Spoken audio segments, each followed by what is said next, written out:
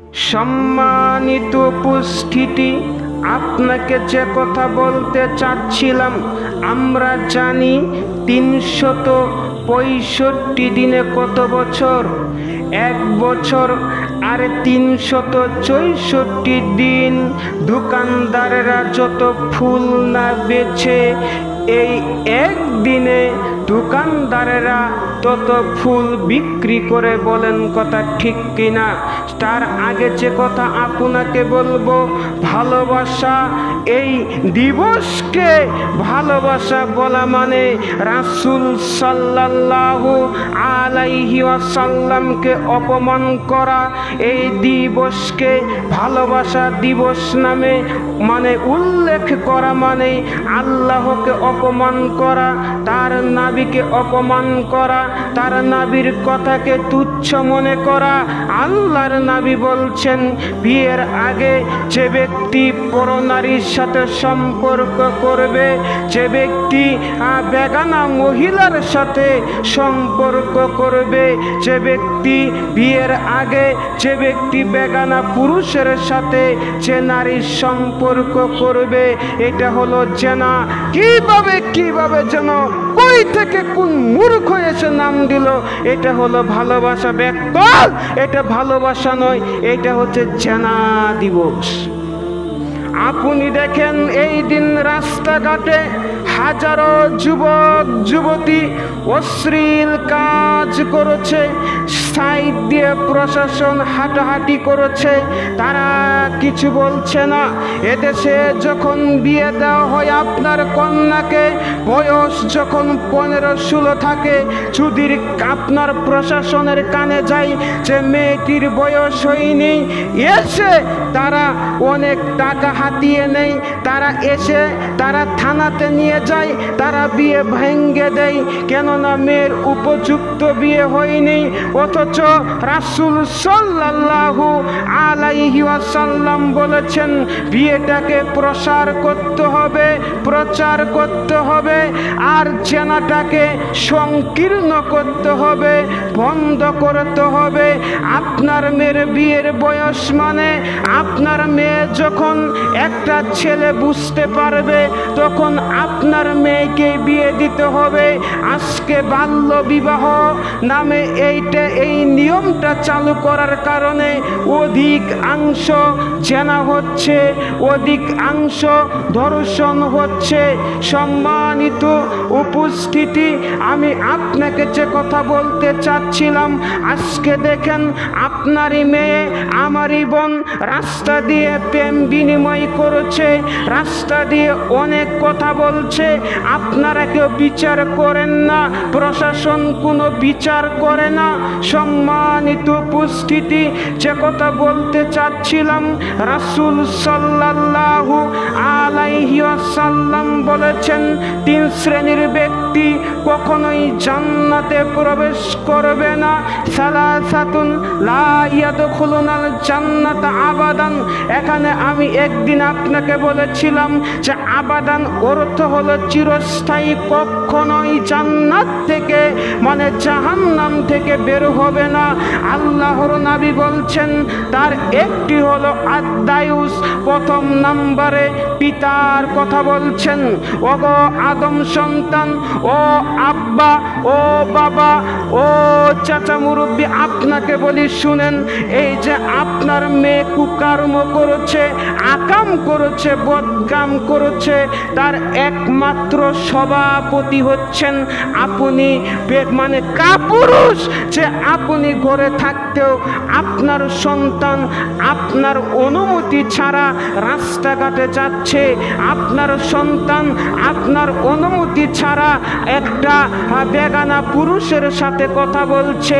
মা, আপনাকেই বলছি, আপনার বড় মেয়ের জামাই কিন্তু আপনার ছোট মেয়ের জন্য বৈধ নয়। ও বোন, আপনাকেই বলছি, ভাবি আপনাকেই বলছি, আপনার দেবর কিন্তু আপনার জন্য বৈধ নয়। আপনি তার প্রয়োজনীয় কাজ করে দিতে পারেন, কিন্তু আপনার দেবর হচ্ছে আল্লাহর নবী সাল্লাল্লাহু সাল্লাল্লাহু আলাইহি ওয়াসাল্লাম বলেছেন, দেবর হচ্ছে মৃত্যু সমতুল্য।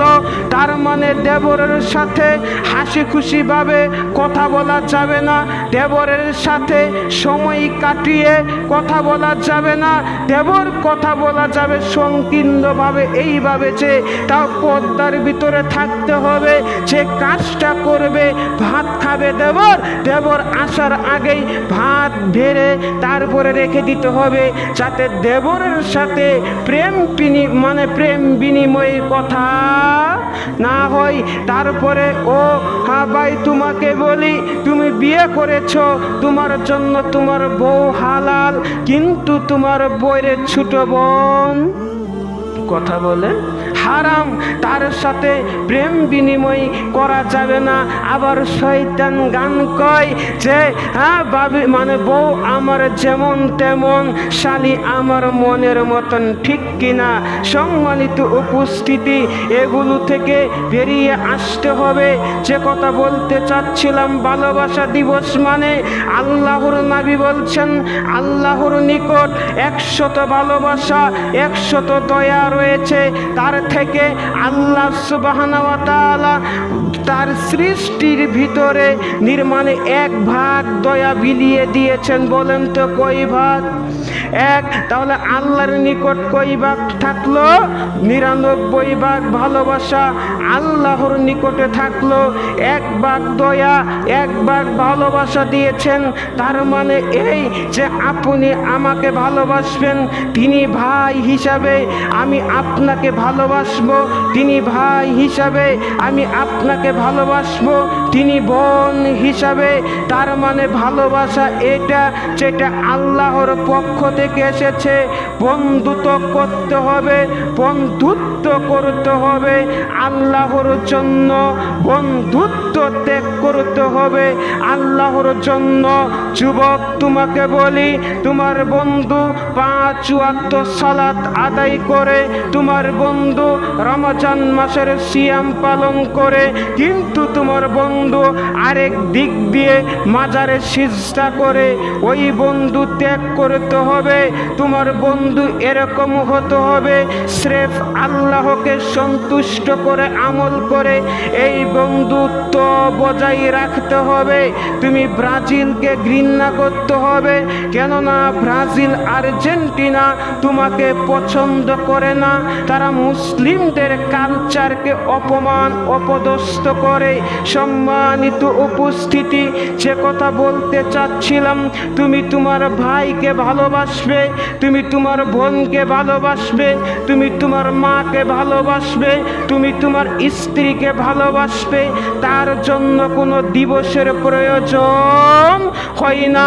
প্রত্যেক দিন তুমি ভালোবাসো, তুমি স্ত্রীকে ভালোবাসো, তুমি স্ত্রীর জন্য সারাদিন পরিশ্রম করে তুমি প্রত্যেক দিন গিফট কিনে আনো, তোমাকে কেউ বাধা দিবে না। কিন্তু তুমি তোমার হারাম রিলেশনের সাথে জড়িত আছো। হারাম রিলেশন মানে কি? যুবক, তাকাও আমার দিকে। তোমার বাপ বিয়ে ঠিক করেছে, বিয়ে ঠিক করেছে মানে যে অমুক তারিখে বিয়ে হবে। ধরো আজকে শুক্রবার, আজকে তোমার বিয়ে অনুষ্ঠিত হবে। এখন তোমার বাপ বিয়ের আসরে তোমাকে নিয়ে গেছে, বিয়ের আসরে বসে আছো।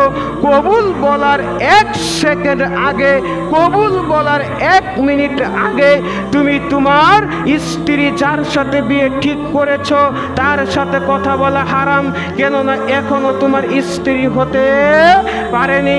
আদম সন্তান, আমি তোমাকে যে কথা বলতে চাচ্ছিলাম, জান্নাত পাওয়া এত সহজ নয়। আপনি হানাফি হন, আপনি শাফি হন, আপনি হাম্বলি হন, আপনি আহলুল হাদিস হন, এটা আপনার কাজ পরিচয় দিবে। আপনি আহলুল হাদিস, আপনার দাড়ি পরিচয় দিবে। আপনি আহলুল হাদিস, আপনার সলাত পরিচয় দিবে। আপনি আহলুল হাদিস, আপনার আখলাক পরিচয় দিবে। আপনি আহলুল হাদিস, আমি আক্তার সারাদিন যদি বলি আমি আহলুল হাদিস, তাহলে আমি আহলুল হাদিস হব না। আমার আখলাক, আমার চরিত্র, আমার আমল আমাকে পরিচয় করিয়ে দিবে আহলুল হাদিস।